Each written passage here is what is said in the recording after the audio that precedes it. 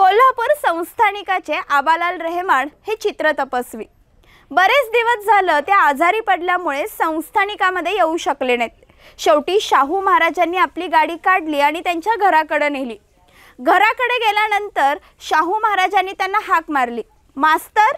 त्यावेळेला आबालाल रेहमान खाली उतरले आणि महाराजांना पाहून ते आश्चर्यचकित झाले। महाराजांना पाहताच त्यांनी त्यांना मुजरा केला।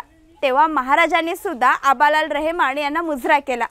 हे दृश्य पाहिल्यानंतर महाराजांसोबत आलेले त्यांच्या परिवारातील काही सदस्य मात्र नाराज झाले। थोड्या वेळानंतर त्यांनी नाराजी ही महाराजांना बोलून दाखवली की आपण राजे आहोत आणि अशा साध्या माणसाला आपण मुजरा करणं हे राजेपणाला शोभत नाही।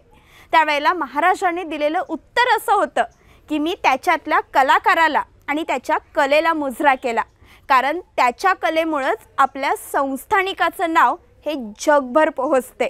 शाहू महाराजांच्या याच कलाप्रेमामुळे कलाकारांच्या मनातही महाराजांनी आपलं स्थान अढळ केलं होतं।